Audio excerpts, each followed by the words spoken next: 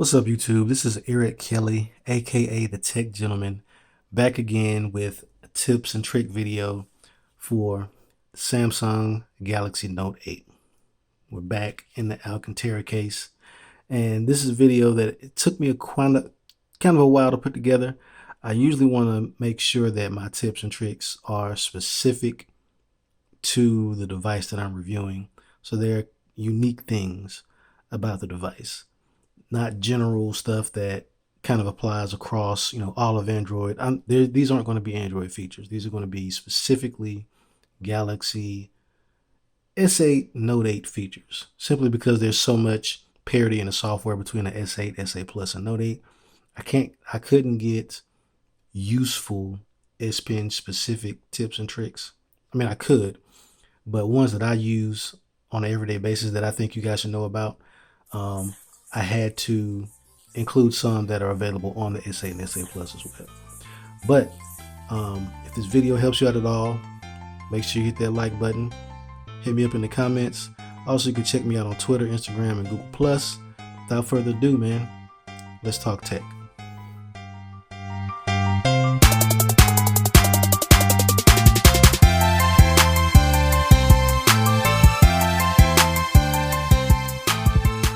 So guys, the first tip is the one that you'll get use from immediately when you pick up your phone, right? So if you're like me, sometimes I like to pop the power button just to see what time it is, show off my display, let people know what I'm working with. But constantly it's being covered up by these big, useful and nice, but big notifications from Android 7.1. If you're like me, I'm a minimalist. I worked hard at going to find this wallpaper and picking it out, making sure it was crispy and relevant to my phone. And for it to constantly be covered up by notifications, it's kind of annoying. So I've got a fix for this. So if we go into the phone here and go into our settings, and you would think that it would be under notifications. We're in the same boat. That makes sense to me. Samsung stuck it under lock screen and security, which also I can kind of see the argument for that. But go to lock screen and security and go to notifications. All right, so here you got an option to do notification icons only. So if we pop that, and now when we go to our lock screen, even though we have notifications, now you still see your huge wallpaper, but they just show up as little icons. So now if you want to see them, you can just tap them, get the full notification, go back to your big beautiful wallpaper. Also it helps out with your privacy as well. If you the kind of person you don't use the fingerprint sensor and you like to use a pen or something like that, before you get to your pen and get the phone unlocked, nobody can see all your business and your notifications and stuff like that. Because if you looked at this notification before, it was kind of shrunk down. All you saw was like, you're late for a very important date. You might think, oh, Eric got some outstanding bill at the Toyota dealership or something like that. And really, this woman to come over there and pay them to change my oil, which isn't going to happen. But anyway, that's tip number one, right? For the Galaxy Note 8. Like I said, I try to make these relevant to the Note 8 and not just generic Android stuff. That's something that I know is a Samsung thing. So the second thing I want to do is show you guys some stuff about the camera. So first off, you guys should know about the double tap. I'm not going to have that be one of my official, tips and tricks. But this is for people that really want to get the most out of their camera and find it difficult sometimes to take a picture. Maybe you're trying to, you only got one hand free and you're trying to take a picture of something like this nice Colts cup here, and you only got one hand free. And the only other option is to hold your phone where you might drop it. Maybe you got it like this, but you might not be able to get the best grip on it, especially if you don't have big hands. So there's a solution for that. So with my phone in my one hand, that's comfortable for me to take a picture of this with one hand. This is what I'm going to do. Go into my settings. I'm going to scroll down, and there's an option down here. You might have seen it and not know what it was, but it's called floating camera button. So now I got this little guy right here that allows me to tap and take a picture, and put the camera shutter button wherever I want it, wherever it's comfortable for me. Bam, just snap and take a picture. That's something that's useful. I don't know if I'd have that on all the time because it'd be, kind of on my viewfinder. Maybe you can slide it up out the way and it won't be that big a deal for you. But that's something you can definitely turn on if you're trying to, put in the time and get a good shot, and you only have the option to use like an awkward grip or something like that. But I'm going to go ahead and turn that off right now. And so the second thing I want to show you guys about the camera, and this is tip number 3, right? So this is something that has to do with the video stabilization. So what I'm going to do, go to my settings, make sure my stabilization is on. All right. And I'm looking at my monitor here, right? Looking at my monitor and hit the record button. So if you notice, I got stabilization on. It's nice and smooth. And I've got, a little bit wider than my monitor there. But my video is smooth. A little tip is if you're using a tripod, you don't need that video stabilization on, right? Because that's really software stabilization. So actually, if you're using a tripod, I can go turn video stabilization off.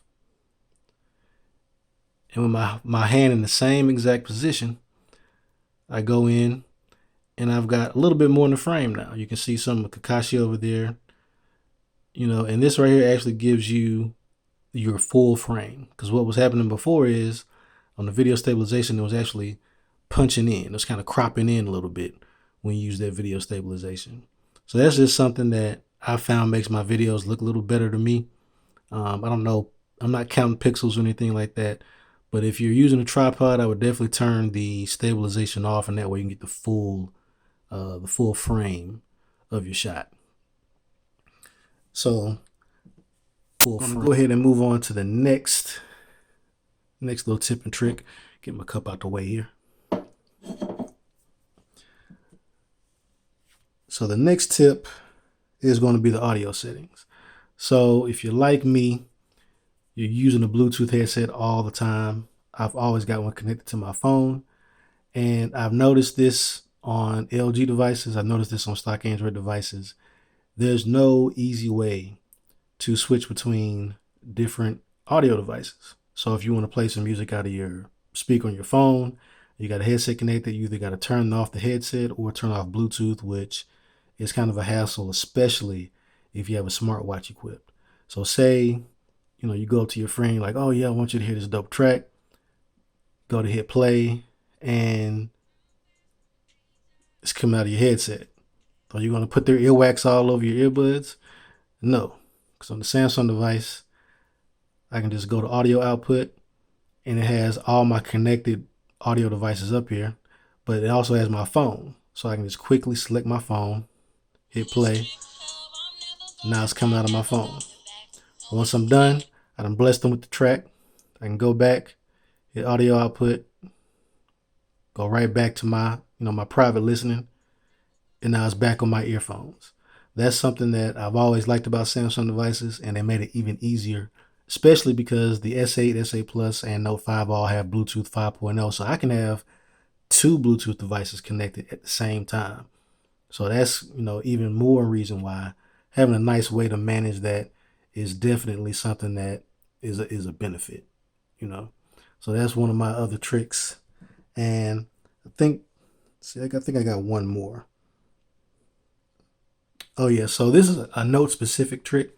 Well, not really a trick or tip. It's kind of like a feature that I found that was kind of convenient. So you need the S Pen for it. And when you pull out your S Pen, you get the option to do something called glance here, right? So first thing I'm going to do is I'm going to open up an application. Maybe one that I might want to go back to. So maybe I've been putting in some work in the calculator and I need to quickly hop back and forth between the calculator app and something else. So I can hit glance. Now you can see I get this little icon down here at the bottom of the screen. So maybe I am, putting in that info in the calculator somewhere in the internet. So I open the internet up. I'm on yahoo.com for whatever reason. I don't know, trying to give away all my data or something like that. And I need to put in that information. So I can just actually just hover back. Where'd you go? Yeah, here it is. So I can actually just hover over that little icon. It'll pop up that application real quick. Then once I go away from it, it'll go back down and I can go to putting in whatever I was going to put in. So that's a cool little feature that's specific to the S Pen. To my knowledge, there's no way, I don't see that in the app list anywhere. I don't see any way to activate that without the S Pen. So that's definitely a note specific feature. That's gonna, that's situational. You might like that, might find that useful, might not. But guys, that's gonna wrap up my top 5 tips and tricks for the Galaxy Note 8. Hopefully one of these helped you out. Again, if this helps you out at all, make sure you comment, like, subscribe. Hit me up on Instagram, Twitter, Google+. Always posting there all the time. Until next time, guys. Peace.